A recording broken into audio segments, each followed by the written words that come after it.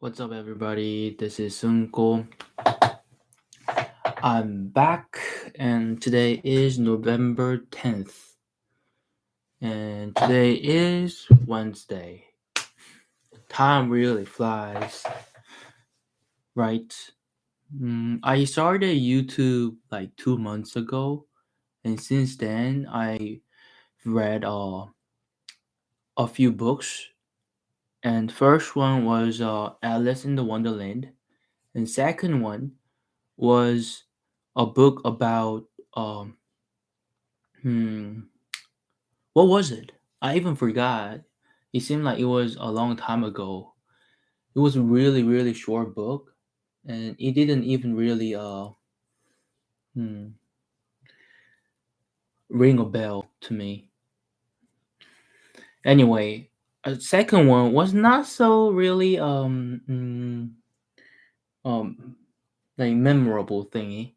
But then third one was mm, a book about Mysterious Island.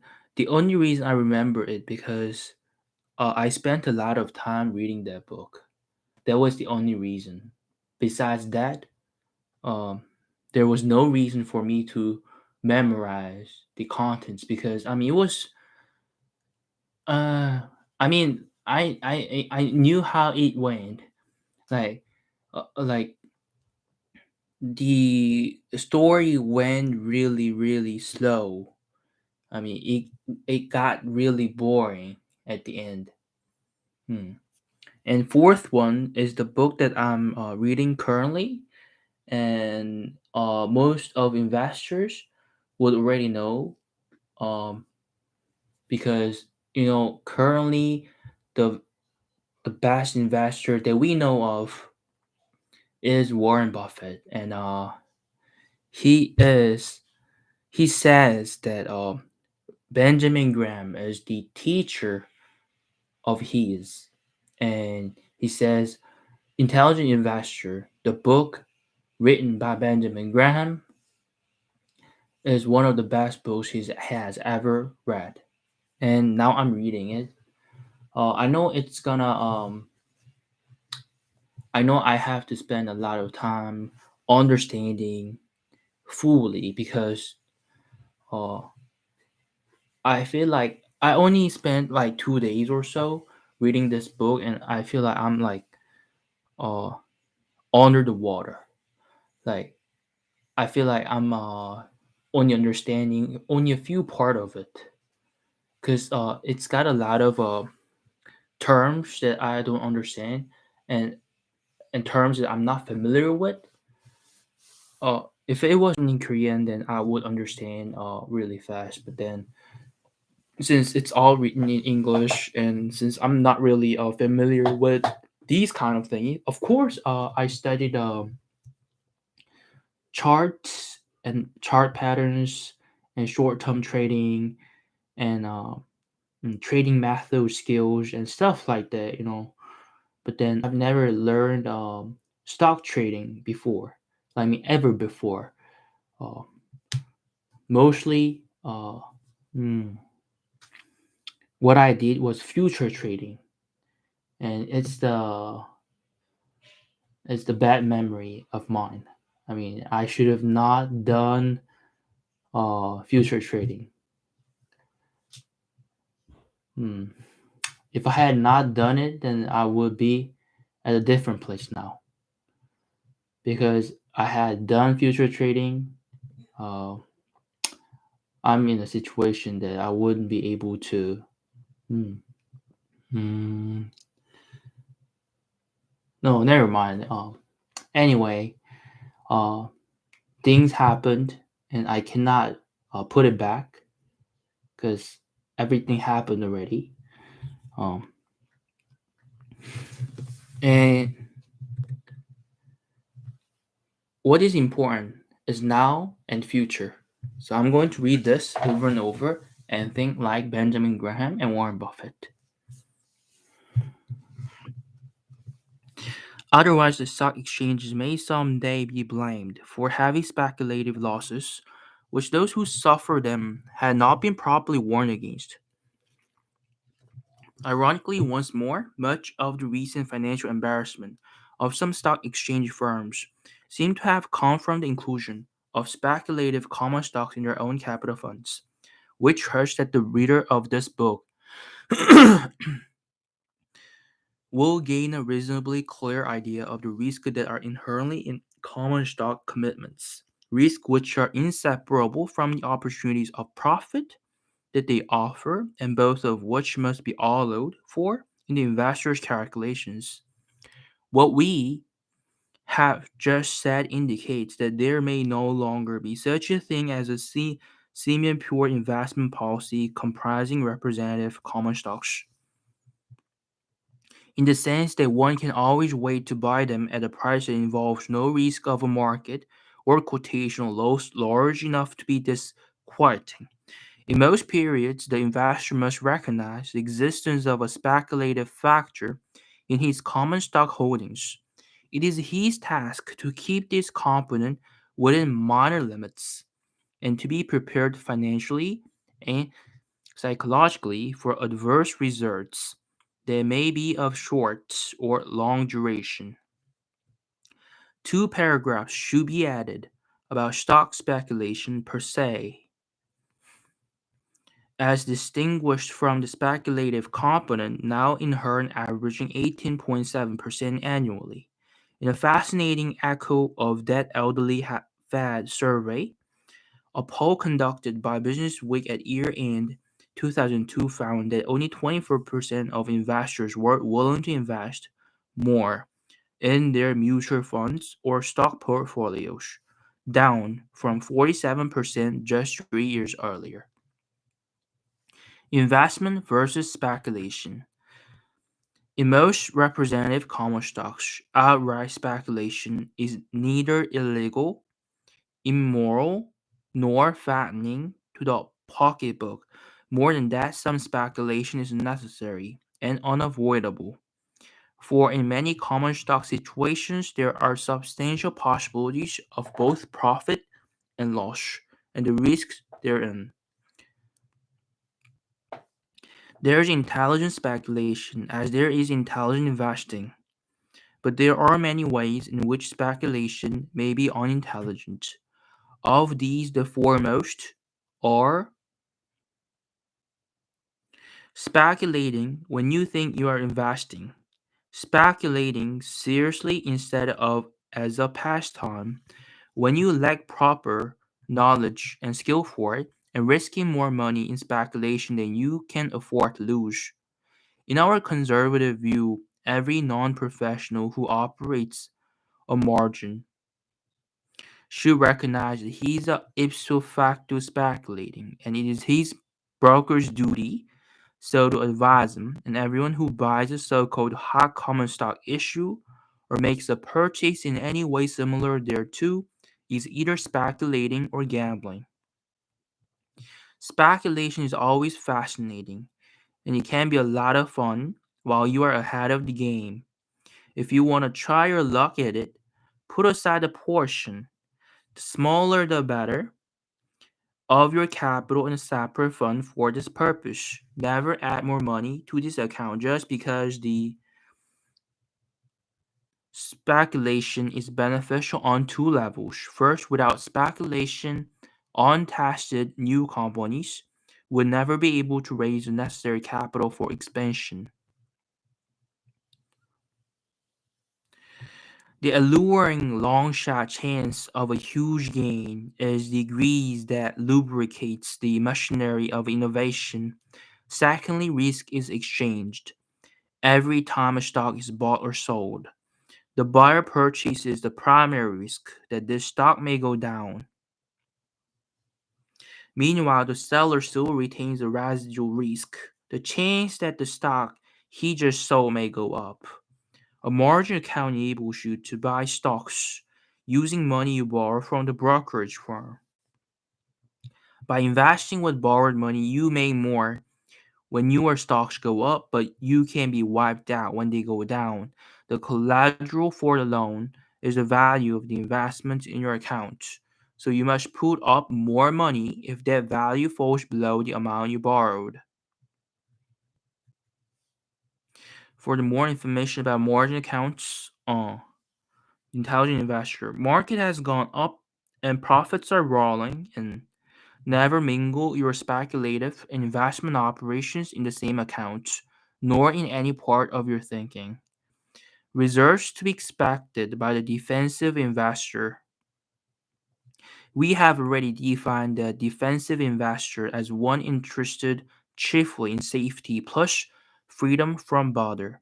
In general, what course should he follow and what return can he expect under average normal conditions, if such conditions really exist?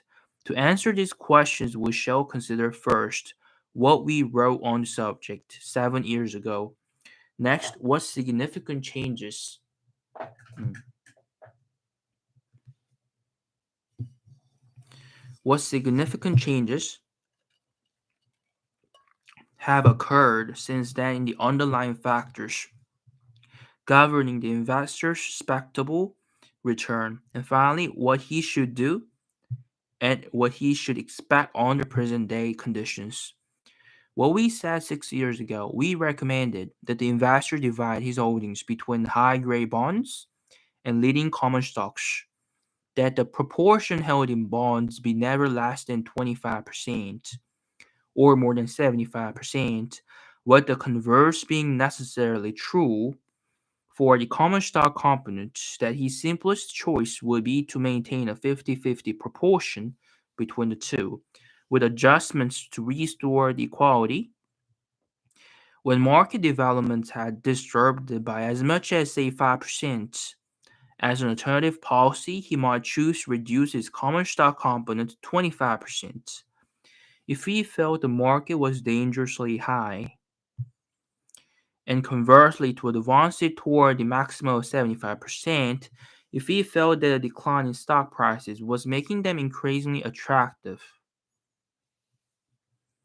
In 1965, the investor could obtain about 41.2% on high-grade taxable bonds and 31.4% on good tax-free bonds.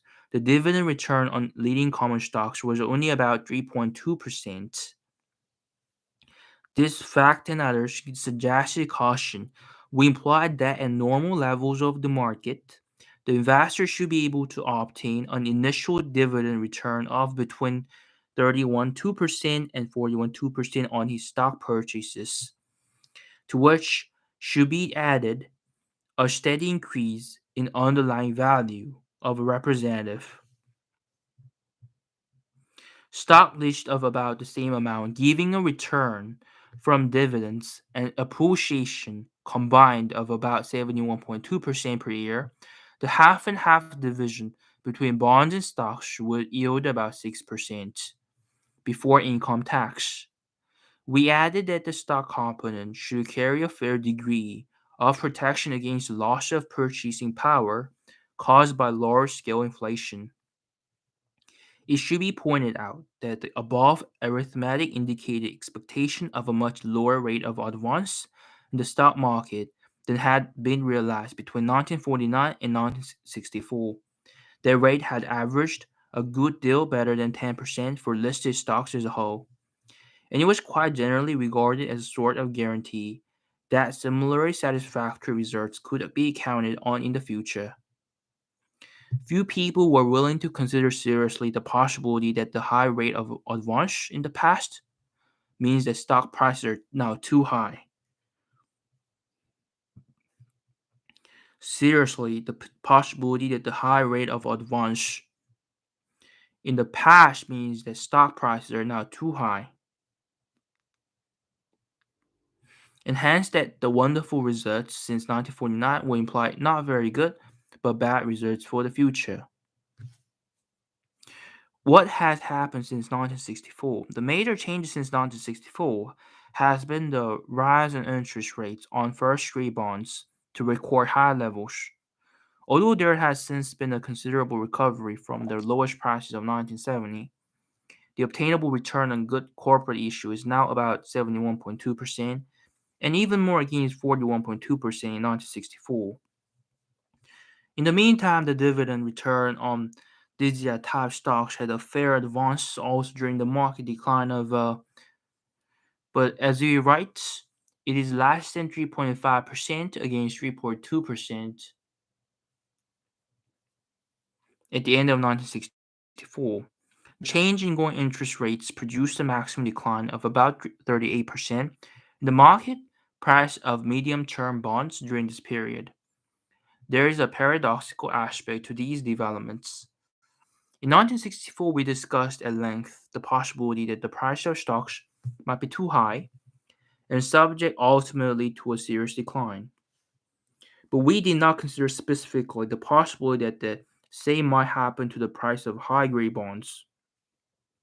Neither did anyone else that we know of. We did warn that a long term bond may vary wildly in price in response to changes in interest rates. In the light of what has since happened, we think that this warning, with attendant examples, was insufficiently stressed. For the fact is that the intelligent investor. If the investor had given some in the digit at its closing price of 874 in 1964, he would have had a small profit thereon in late 1971. Even at the lowest level in 1970, his indicated loss would have been less than that shown on good long-term bonds.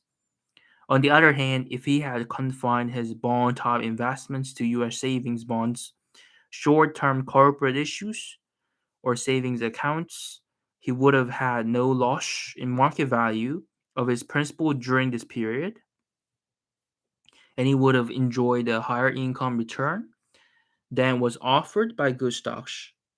It turned out, therefore, that true cash equivalents proved to be better investments in 1964 than common stocks, in spite of the inflation experience that, in theory, should have favored stocks over cash. The decline in quoted principal value of good longer term bonds was due to developments in the money market, an abstruse area which ordinarily does not have an important bearing on the investment policy of individuals. This is just another of an endless series of experiences over time that have demonstrated that the future of security prices is never predictable.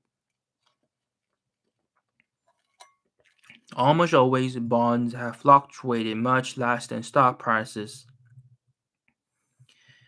An investor generally could buy good bonds of any maturity without having to worry about changes in their market value.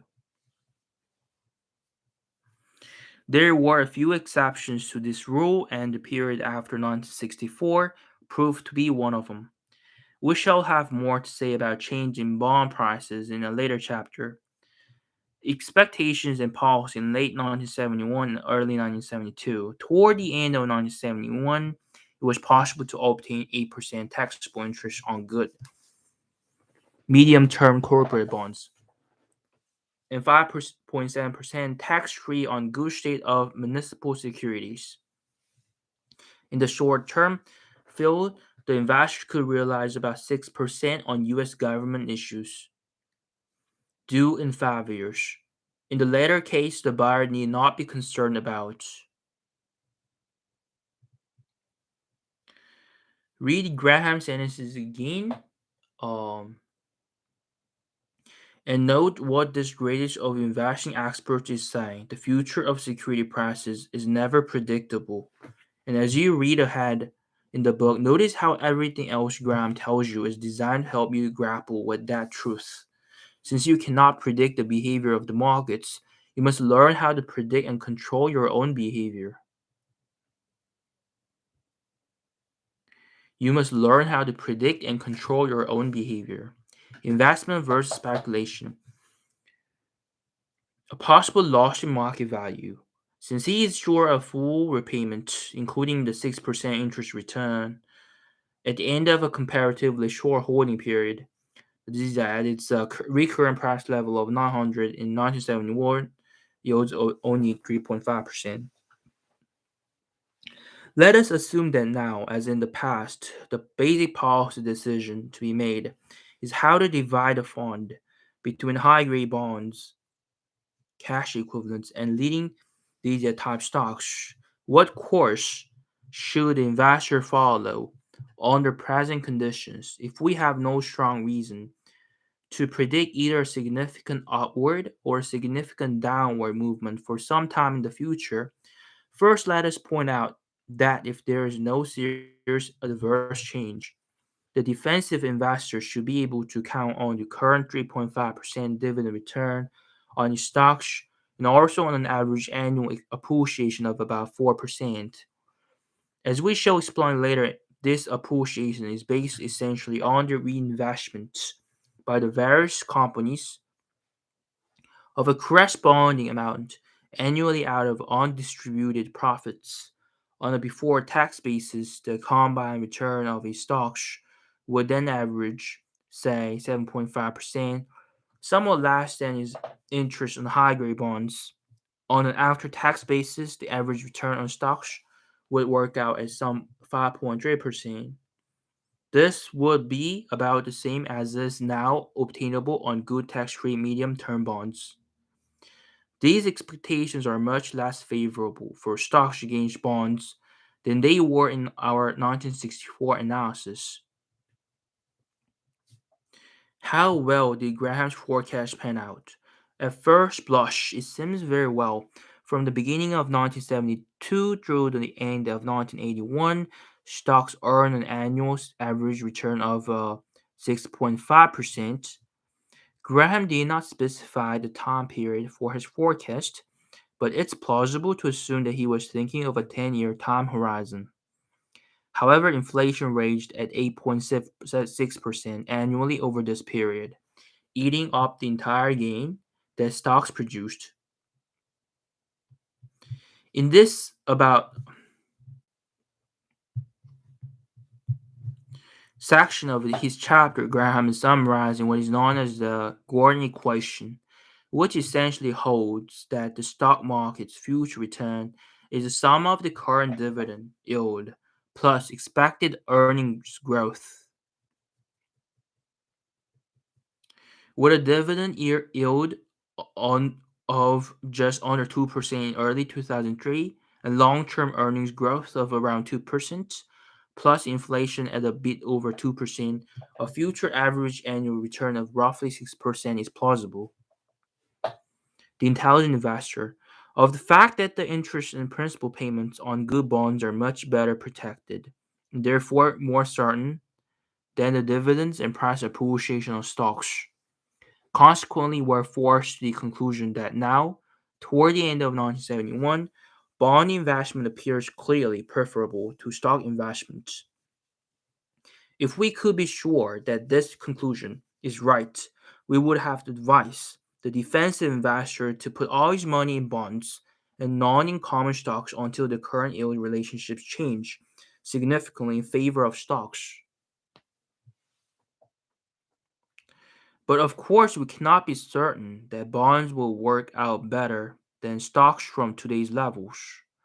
The reader will immediately think of the inflation factor as a potent reason on the other side. In the next chapter, we shall argue that our considerable experience with inflation in the United States during this century would not support the choice of stocks against bonds at present differentials in yield. But there is always a possibility, though we consider it remote, of an accelerating inflation, which in one way or another would have to make stock equities preferable to bonds payable in a fixed amount of dollars. There is an alternative possibility, which we also consider highly unlikely, that American business will become so profitable without stepped up inflation as to justify a large increase in common stock values in the next few years. Finally, there is the more familiar possibility that we shall witness another great speculative rise in the stock markets without a real justification in the underlying values. Any of these reasons, uh, any of these reasons, and perhaps others we haven't thought of, might cause the investor to regret 100% concentration on bonds even at their more favorable yield levels. Hence, after this foreshortened discussion of the major considerations, we once again enunciate the same basic compromise policy. Since 1997, when Treasury inflation protected securities were introduced, stocks have no longer been the automatically spur choice for investors who expect inflation to increase. Tips, unlike other bonds, rise in value if the consumer price index goes up, effectively immunizing the investor against losing money after inflation. Stocks carry no such guarantee and, in fact, are a relatively poor hedge against high rates of inflation. Investment versus speculation 27. For defensive investors, namely that at all times they have a significant part of their funds in bond type holdings and a significant part also in equities.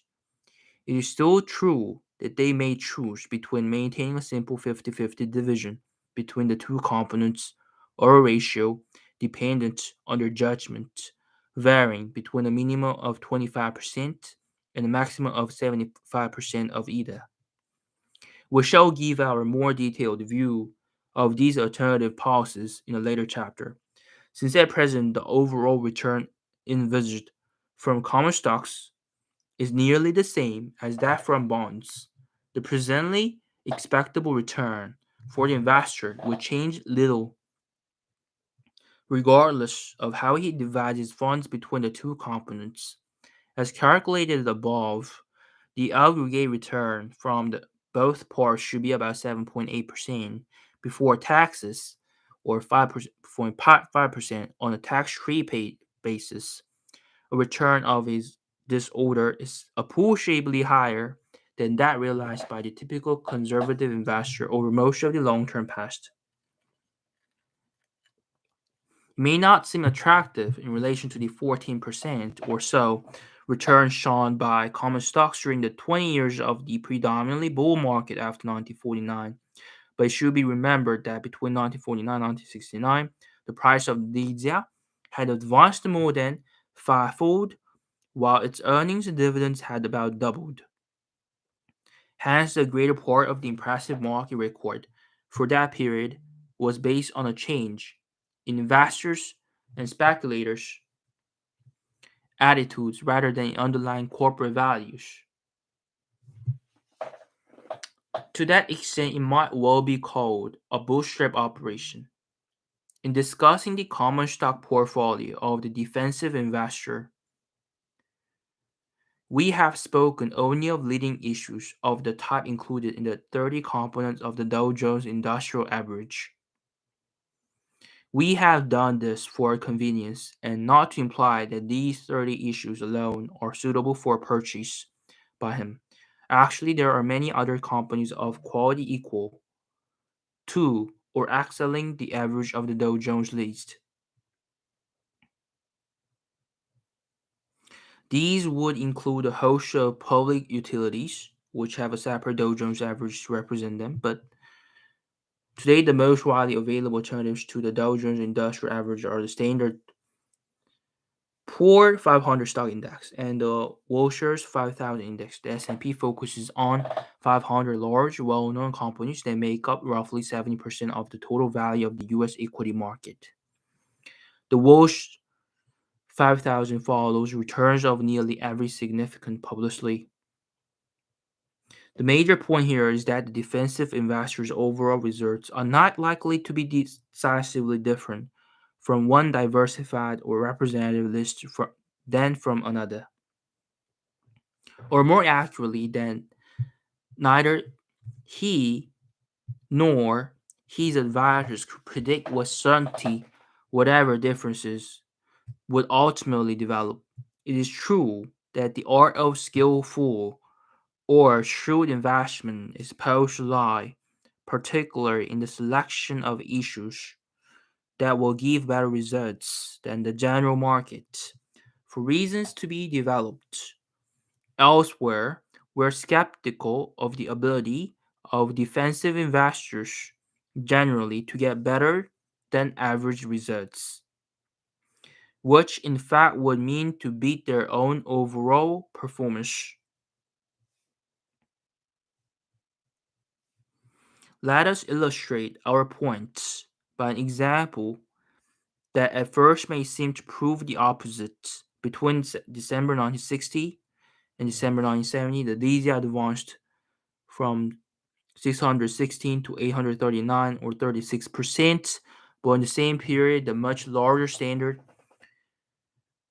rose from 58.11 to 92.15 or 58%. Obviously, the second group had proved a better buy than the first, but who would have been so rash as to predict in 1960 that what seemed like a miscellaneous assortment of all sorts of common stocks would definitely outperform the aristocratic 30 tyrants of the Dow. All this proves, we insist, that only rarely can one make dependable predictions about price changes, absolute or relative? We shall repeat here without apology, for the warning cannot be given too often that the investor cannot hope for better than average results by buying a new offerings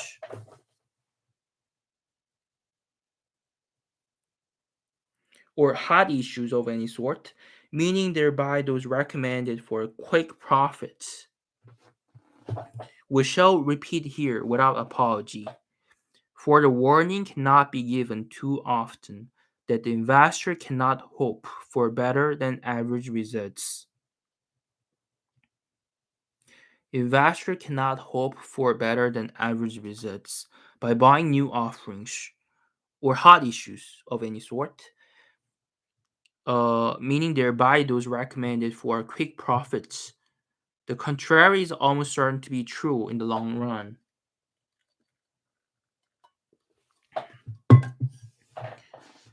Oh, indeed, I really, really feel that this is so complicated. Hmm. Bonds, uh, equity, tax. All these terms are terms that I'm not familiar with. Of course, I've heard it before, but then if it's explained uh, in this regard, it's hard to understand for real. But I really, really do think that if I read this over and over, and someday I'd be able to understand well, wouldn't it? Okay, tonight it's the end, and I'm gonna see you tomorrow. Okay, bye bye.